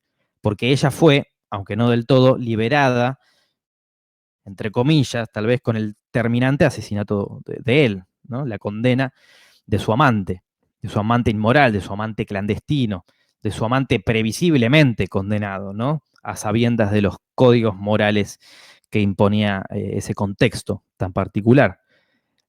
Entran en juego, por lo tanto, los engañosos mecanismos, como decíamos, de la mentalidad, de la interioridad de ella, inherentes a la condición humana en sí misma. Esto que decíamos, acontece un hecho puntual que marca un punto de quiebre y la mente inmediatamente va a generar algún tipo de estrategia espontánea y automática para recubrir ese pesar, ese dolor insoportable, ¿no? Inconmensurable. Y nos hace sentir liberados, por eso ella dice, Never fue liberada, ¿no? Ella fue liberada.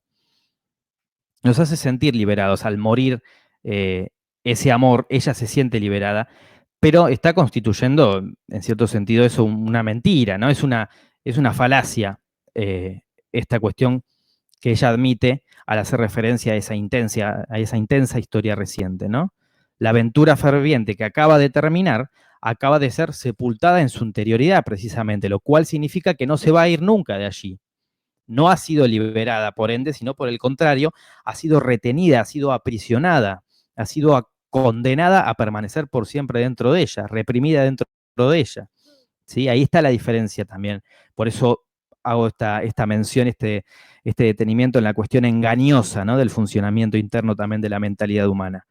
Eh, digo, ella después dice, ¿no? Entre su cuerpo y el mío solo había semejanzas, similitudes, ¿no? Apariencias. Eh, vamos a conocer que ella estuvo obligada, condenada a recluirse en un sótano. Y acá por amor, ¿no? Y acá aparece esta cuestión del encierro como una consecuencia, y esta alegoría del encierro en lo que ella misma dice, ¿no? Que implica precisamente tener que encerrar, ¿sí? Tener que aprisionar los recuerdos, las añoranzas, los momentos, los fragmentos de memoria de aquella historia de amor en lo más profundo de su ser, ¿no? En los compartimentos más internos, más recónditos de su mente. La idea del encierro está encerrada en sus recuerdos, ¿no? Está encerrada en sus recuerdos que de alguna manera tiene que aprisionar y que sabe muy bien que nunca va a poder olvidar. Pero sí que van a ser reprimidos, ¿no? Hasta que vuelvan a salir a la luz en este tipo de encuentros cuando conoce una vez que conoce, digo, a este amor, a este nuevo amor, esta nueva posibilidad, esta nueva oportunidad de amor en Hiroshima, ¿no? A ver, había un comentario en el chat. Dice Rami, para que nazca algo nuevo, un nuevo amor debe morir otro. Para que nazca la paz debe morir otro, el soldado alemán. Pero ella dice en un momento que en realidad seguía respirando. Ahí está haciendo bueno, esa es una frase interesante, que no rescaté yo, que no retomé yo, pero bueno, es muy poderosamente simbólica, ¿no? Esta idea de él seguía respirando. Cuando habla de las semejanzas de los cuerpos, ¿no? También.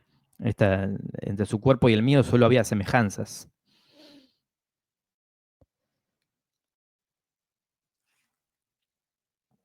Cuando se lamenta y dice que lo empieza a olvidar, ¿no? Esta noche me acuerdo, pero un día no me acordaré más, ¿no? Ella dice después, cuando, cuando llego a París, Hiroshima está en todos los periódicos, ¿no? En referencia a la explosión atómica. Y dice, la idea, ya fíjense cómo está planteada acá en esta frase, esta idea de que tiene que aparecer, también en relación a lo que decía recién Rami, ¿no? Tiene que aparecer algo, un suceso o alguien, ¿sí? Una persona nueva, todo el tiempo presente esta idea de recorte y de concepto, contexto, ¿no? De territorios resignificando la presencia, resignificando una presencia, un amor, una nueva historia, una nueva oportunidad de una historia que genere este reenvío, ¿no?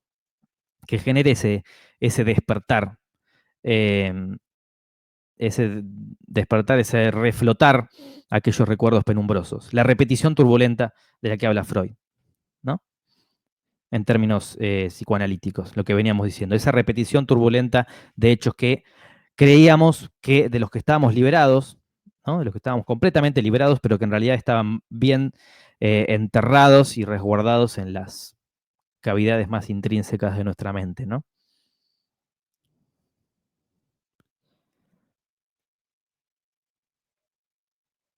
Bueno, esta es la frase del final, ¿no? Antes voy a pasar a ver si pusieron algo más en el chat. Nélida dice, en el reconocimiento final de que el japonés es Hiroshima, ella deja de percibirlo como proyección de su amante. Yo lo pienso como una liberación. Es interesante esa lectura final, sí, sin dudas. Porque es algo, estoy pensando ahora, ¿no? No me he tenido a pensarlo tanto, pero es como finalmente decir algo que no se vean animados a decir, pero que inevitablemente iban a tener que decir en algún momento, ¿no? Nombrarse. Digo, no se nombran nunca estos dos personajes, ¿no?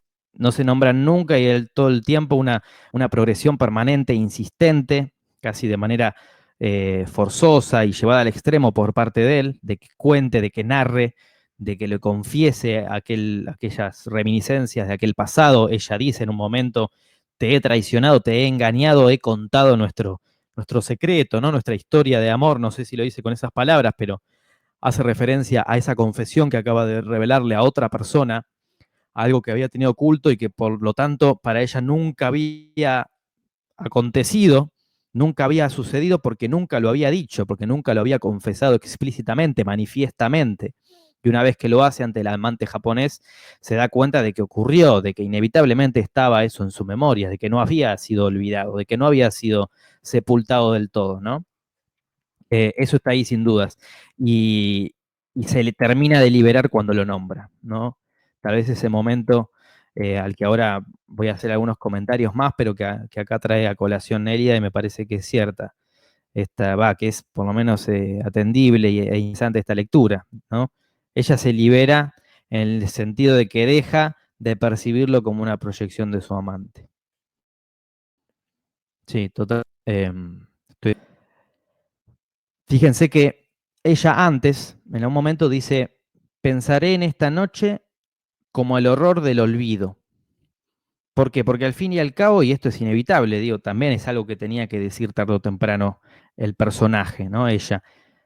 Al fin y al cabo termina siendo preferible no olvidar, porque ya habíamos dicho en un momento esto en la placa que decía yo versus yo, ¿no? Que nos propone el discurso del cine nos propone esta mirada de confrontación con nosotros mismos, de poder volver a cuestionarnos a nosotros mismos ciertos comportamientos que tal vez tuvimos en el pasado. Eso circunscribe una reflexión ética de códigos morales. Estamos todo el tiempo partiendo de ese eje, ¿no? Poder repetir ciertos momentos del pasado, ciertos traumas, ciertos recuerdos pesarosos, dolorosos o contradictorios en el sentido de que nos generan felicidad al mismo tiempo, por más de que sean recuerdos que al fin y al cabo son tristes porque son de una persona que ya no forma parte de nuestras vidas, en su momento fueron felices, ¿sí? Fueron apasionantes en su momento. Entonces, toda esa contradicción, cuando vuelve, a veces hay que poder aprovecharla, ¿no? Como una oportunidad para poder replantearnos un montón de cosas en términos éticos, ¿no? En términos de ética y moral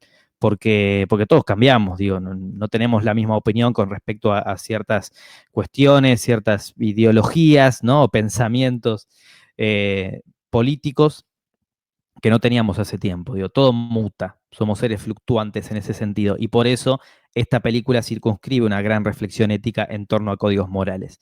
Y acá entonces entra en juego esta cuestión de que termina siendo preferible no olvidar, ¿no? Sobre todo cuando se trata también de consecuencias de guerras absurdas, ¿no? Hace poco acá en Argentina se conmemoró el Día de la Memoria, digo, el 24 de marzo también, para no olvidar las trágicas consecuencias, en este caso, de la dictadura cívico-militar. Bueno, lo mismo en este tipo de películas, ¿no? Son un pretexto, de nuevo, para no olvidar, para recordarnos de cierta manera que por más que duela, es inevitable y preferible no olvidar, ¿no?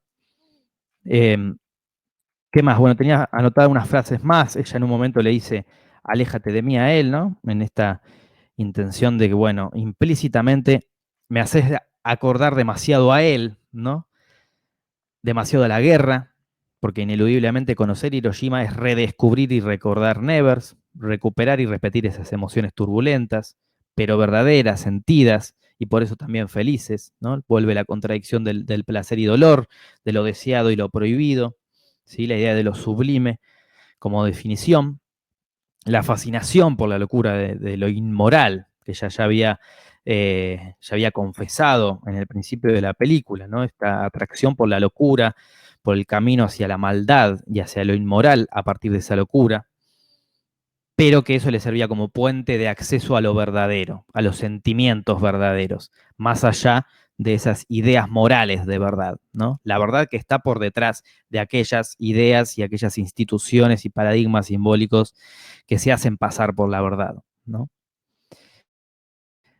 Eh, Muy bien, y llegamos a este final, ¿no? Y acá entra un poco, se puede vincular con esta lectura, con esta interpretación que hacía Nélida. Y vos sos Hiroshima y vos Nevers. Eso nunca lo olvidarás. Es el diálogo final, el intercambio final que mantienen los personajes, ¿no? Esa determinación final que bueno, como decía, digo, parece obvio, pero que en ese contexto narrativo, dramático que nos está planteando la película, era necesario que fuera dicho ese reconocimiento de los nombres de los personajes, ¿no? No solo eso, sino también esto último, ¿no? Nunca lo olvidarás, que le dice él a ella, ¿no? Nunca lo olvidarás, sos Nevers. E Hiroshima, o sea, el japonés, es una excusa, como decíamos, un pretexto para redescubrir eso que se creía olvidado, eso que se creía olvidado, pero que en verdad había sido resguardado por el ser, que estaba latente, que está presente en los laberintos internos de la mente y de la memoria, ¿no? Porque, de nuevo, Freud, no existe el olvido, sino la represión de lo vivido. Y reflotar esos recuerdos penumbrosos y a la vez contradictorios se vuelve inevitable, se vuelve inexorable al fin y al cabo. Y es interesante, bueno, yo ahí puse una especie de reflexión final, ¿no? Que me parecía, por lo menos es la inquietud que me interesa dejar a mí, que me generó a mí en términos de impacto y de conmoción esta película, ¿no? Nevers es ese recuerdo que siempre vuelve. Todos tenemos nuestro Nevers, que puede tener lugar en cualquier Hiroshima, en cualquier contexto análogo. Ese contexto análogo puede ser, como en este caso, una persona o el mismo contexto bélico, ¿no? De guerra, un vínculo afectivo, un amor, que viene a funcionar como ese medio, como ese vehículo que da paso al recuerdo, ¿no? Que nos reenvía a aquellos recuerdos pesarosos pero inevitables. Y por encima, y acá está la decisión y la postura implícita ideológica en Alain Resnais, sin dudas, en Marguerite Duras, en la Nouvelle Vague en su eh, totalidad, ¿no? En su idea colectiva, esta idea de memoria colectiva que acá vuelve a entrar en juego, como decía en un momento en el chat. Hiroshima es el cine en sí mismo, es este discurso del cine en sí mismo. Esta es la apuesta que hacen Alain Resnais y Duras, ¿no? Finalmente de recuperar, de poder recuperar al cine como medio discursivo doloroso, sin dudas, ¿no? Porque ofrece estas reminiscencias dolorosas de la guerra, de recordar hechos trágicos, es un discurso impuro, en este sentido inmoral, todas estas cuestiones que ya venimos diciendo de entrada, ¿no? Estas películas son contradictorias, no nos ofrecen respuestas, nos ofrecen interrogantes, son tensionantes en ese sentido. Por eso decimos que Hiroshima es el cine, porque vemos una película, en este caso cualquiera sea, ¿no? Y recordamos, y nos genera reminiscencias a algún suceso, alguna experiencia, alguna vivencia, eh, cruenta o no, digo, dolorosa o no, pero algo tal vez reprimido, de cualquier manera nunca olvidado, ¿sí? Que formó parte de nuestro pasado, por lo tanto nunca fue olvidado. Aparentemente, como venimos diciendo, sepultado, pero resguardado en verdad en la interioridad más interna, vale la redundancia, de nuestra mente. Yo creo que este film apunta un poco a eso, ¿no? Por eso es una alegoría, como la definen muchos textos, muchas revisiones y lecturas y textos críticos que se refieren a esta película y que se proponen analizarla, hablan de una alegoría atemporal, intemporal, ¿no? Que podemos conectar con una de estas ideas que planteaba Natalia, creo, cuando hablaba de, bueno, no hay pasado ni futuro, se puede entender desde cualquier instancia temporal, porque es una alegoría intemporal hacia la guerra, en este caso, ¿no? La guerra en aquel contexto en el que estrena esta peli, ¿no? 1959, era aún reciente, todas sus consecuencias trágicas y era algo latente, ¿no? Era algo amenazante, esa amenaza constante, a modo de trauma.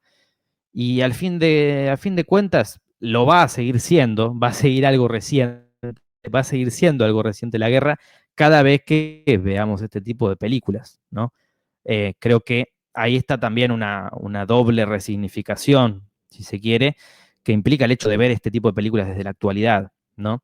Que uno las puede ver y tal vez sí parecen por su ritmo lentificado, por la manera de presentar estos diálogos y estas interrelaciones e interacciones entre los personajes, parece algo muy alejado, ¿no? de la realidad, parece algo inverosímil, poco creíble. Bueno, ya hablamos de la opacidad y de la referencia, de la transparencia, de la poeticidad de estas películas, ¿no? Todos esos ejes que un poco más nos deteníamos la semana pasada. Ya hablamos de todo eso, pero al fin y al cabo, lo que no podemos negar es que son como una permanente llamada de atención y de reconocimiento, ¿no? Y de reenvío a la idea de la guerra como algo aún reciente, ¿no? Como algo, sí, hasta se puede pensar como con cierta idea de resiliencia, ¿no? De superar el trauma de la guerra, que cada vez que volvamos a ver esta película se vuelve algo todavía presente, reciente, y que duele en ese sentido, ¿no? Por la fuerza de las imágenes. Bueno, 3. Ya estamos, me parece. Creo que no tenía ninguna, no había ninguna otra placa. Esta me interesaba compartirles. Ahora veo si hay alguna otra intervención en el chat. A propósito de esta película, para mí muy interesante porque acá nos metimos de lleno, como pueden ver, en la cuestión de la memoria. Recuerdo, ¿no? Vuelvo a cómo empecé la clase haciendo referencia a estos términos como palabras muy de todos los días, como acciones muy cotidianas, muy de todos los días, de recordar, ¿no? De recordar cosas, ver algo, ver una foto, como decía, ¿no? Hoy el día con la virtualidad y con las redes, vemos una foto y nos acordamos de tal o cual momento. Digo, Facebook e Instagram nos recuerda qué habíamos publicado y qué habíamos compartido hace un año atrás. O bueno, ¿será que a mí este contexto pandémico me ha vuelto más introspectivo y reflexivo y en términos de recordar momentos, ¿no? Pero eh, transmitirles también un poco esto, de que a veces está bueno detenernos en estas concepciones que parecen muy de todos los días y que están en estas películas, ¿no? El recuerdo, la memoria, el olvido. Hablamos de olvidar permanentemente, pero en realidad no somos conscientes de que el olvido es algo eh, casi imposible, ¿no? Si seguimos a Freud, diríamos que imposible, que lo que existe es represión y no olvido. Bueno, no hay más comentarios, no sé si se entendió, quieren que repita algo. Ahí había una intervención de Nelia, dice, me llamó la atención el protagonismo también en esta película de la mano, en las manos deformadas, en los puños cerrados de los protagonistas, etc. Bueno, está un dato ahí, un rasgo estilístico, que hoy tal vez no hicimos tanta mención, tanto detenimiento, pero bueno, que lógicamente podemos conectar con lo que hablábamos la semana pasada del cine táctil de Bresson, ¿no? Y de Deleuze, ahí que entraba en juego también Deleuze. Hoy comentaba algo Rami, creo, de Deleuze, a propósito de esta película. Eso tengo que revisarlo. Pero bueno, les comparto, si les interesa, el guión, no sé si lo habían leído, de Marguerite Duras. Se los comparto cuando suba la clase con la grabación y todo el material. ¿Les parece? Y bueno, si no hay más comentarios, cerramos acá. La semana que viene vamos a estar conversando sobre la YT, un cortometraje, mediometraje, podríamos decir, de Chris Marker, que también le subo mañana el enlace. Gracias una vez más por estar ahí presentes. No sé si me están viendo ahora porque no sé si quedó activado o no la cámara. Pero bueno, muchísimas gracias por estar, en serio. Espero que les haya gustado el encuentro. Chao, Luciano. Muchas gracias. Felices Pascua para todos. Gracias, Fernando. Gracias, Luciano. Y bueno, chao, Fede. Nos vemos la próxima. Chao, Natalia. Gracias. Gracias a ustedes por estar ahí. Saludos, Rami. Nos vemos la semana que viene. Nos vemos. Chao, Fernando. Gracias por estar.